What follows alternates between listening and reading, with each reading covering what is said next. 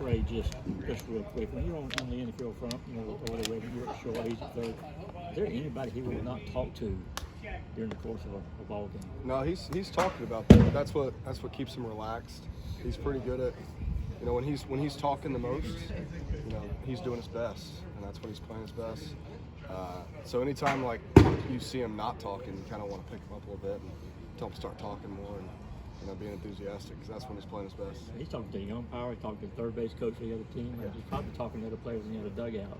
Right in between things. Is it kind of funny though to kind of see him? Yeah, it's funny to hear the conversations. Like yeah, especially when you're right there, you can hear everything, and you're in half the conversations yourself. So it's fun. It's fun to be around. Wes was talking after state about you guys just staying within the approach against that starter. I think it was game 2. How much growth have you seen in the team in terms of that? Yeah, he's a really good starter. I mean, I don't know what his ERA is now, but I think it's close to a 1. Nobody's really hit him. So when you get a guy like that, you gotta stay calm. You gotta know that he's gonna make pitches. He's gonna do well at some point. He hasn't done bad yet. So you gotta wait for guys to get swings off, and if you take over the course of the game so many swings that are good ones at some point, a couple of the yard, and that's what happened. You guys are nearing the halfway point of SEC play. You haven't lost a SEC series yet. How do you keep that going? What do you make of where you guys, how you guys have played? No, I don't. We don't really look at it as series. You got to play one game at a time. And so, like with Florida coming up, you're looking at that Friday, as the same as game 30. So it all comes down to the end, and when you look at a full record and full SEC play, like that's what it comes down to, and it's not really about series.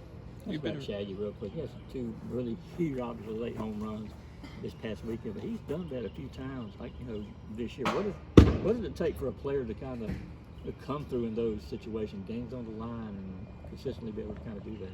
Yeah, he's been working his tail off all year, and that's what happens to players like that. That they get their shot in the game, and especially late in the game like that, they put a good swing on it.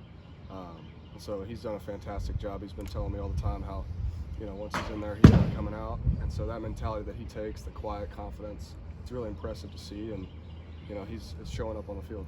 Ask you this, as a veteran in the SEC, these new guys coming who've not, been through the SEC grind, the pitching. When do you kind of, look and realize, hey, they're up for this challenge. They're not going to be intimidated by what they're seeing on the mound? Just the caliber of players that we have. That there's, I don't know how many hitters we got, 20 of them, I guess. But every one of those guys can go out there and be in our 4-hole, and that's as our team. That's kind of our mentality, and so any given day, a different guy can be in there, and we expect him to produce. And lately they've been doing that, and so top to bottom, I think it's very deep. So over time, you put together good swings, and you just have a great year.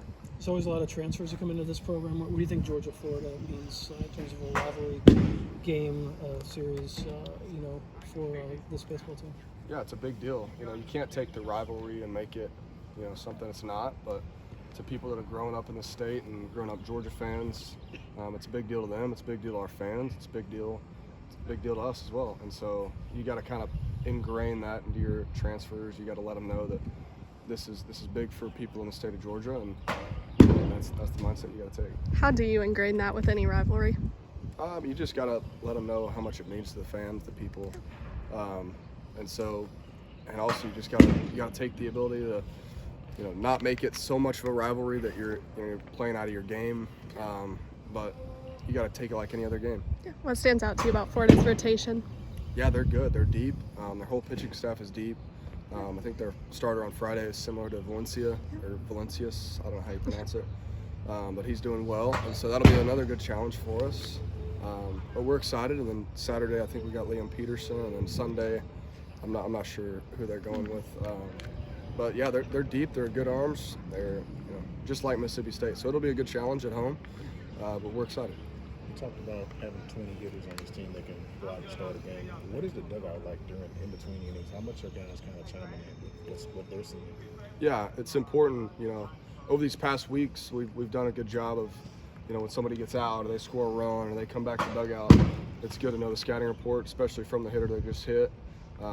Sometimes we've been, using our offensive timeouts to talk about the pitcher, and that's been a good thing for us. It's been helpful. Sometimes it's not all about the percentage of the counts or the scouting report on paper. Sometimes it's different. They change up, especially to a team that's got the most home runs.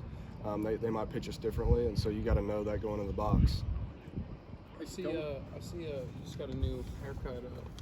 Looks good, man. What do you got on that? Yeah, TP Blends. He's a good barber in town. Yeah. Just go reach out What do you to ask him. for when you go in there? A little high and tight. I'll show him a picture. Okay. A little picture guy. Looks good. Yeah, thanks, bro. Thanks.